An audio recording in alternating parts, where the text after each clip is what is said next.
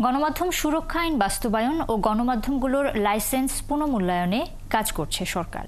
সাংবাদিকদের সুরক্ষায় স্বাধীন কমিশন গঠনের উপর গুরুত্ব আরোপ করেন গণমাধ্যম সংস্কার কমিশনের প্রধান কামাল আহমেদ।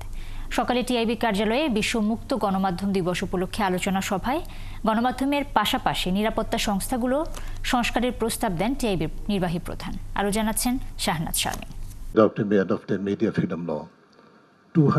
বিশ্ব গণমাধ্যম দিবস উপলক্ষে ইউনেস্কো, টিআইবি ও সুইডিশ দূতাবাসের যৌথ উদ্যোগে আয়োজন করা হয় সাহসী নতুন বাংলাদেশে গণমাধ্যমের স্বাধীনতার জন্য সংস্কার রোডম্যাপ শীর্ষক আলোচনা সভা।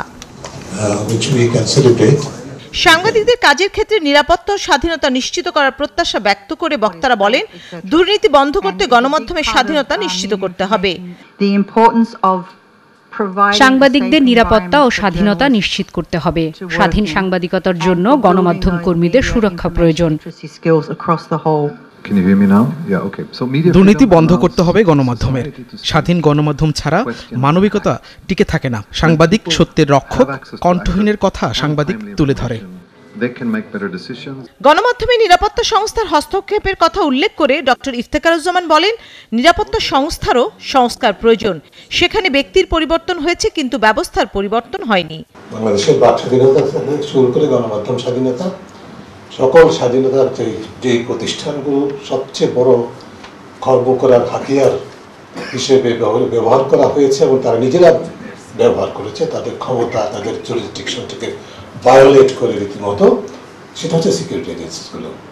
সেখানে কিছু ব্যক্তির পরিবর্তন হয়েছে।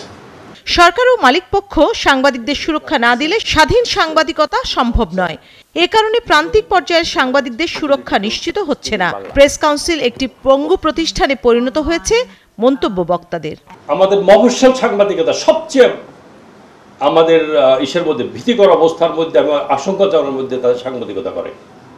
এই যে 15 বছর যারা প্রতিকূল পরিবেশের সঙ্গে লড়াই করে সাংবাদিকতা করেছে, তাদের সাংবাদিকতাটাকে সেলিব্রেট করা উচিত। না হলে আসলে সারাক্ষণ এই গিল্টি ফিলিং, আমরা কিছু করিনি, একে ধরো, তাকে মারো, জাতিসংঘকে খবর দাও, বাংলাদেশের সংবাদ মাধ্যম কি করেছে সেটা খুঁজে বের করুক।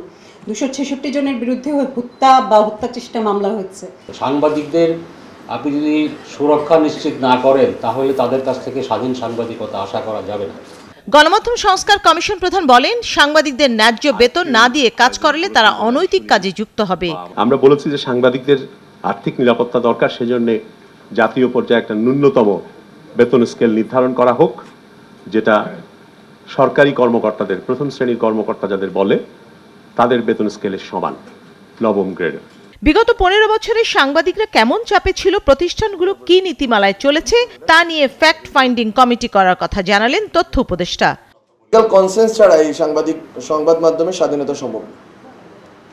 আমি 10টা ভালো আইন করে দিয়ে গেলাম, ইট ডাজন্ট অ্যাড এনিথিং যদি পরবর্তী যারা সরকারে আসবেন তারা যদি এটাকে কন্টিনিউ না করেন, ওই কমিটমেন্ট যদি জনগণের প্রতি তাদের না থাকে, বা তারা যদি এটাকে কন্টিনিউ করার ব্যাপারে দায়বদ্ধ না ফিল করেন বা দায়বদ্ধ না ফিল করানো যায় তাদেরকে।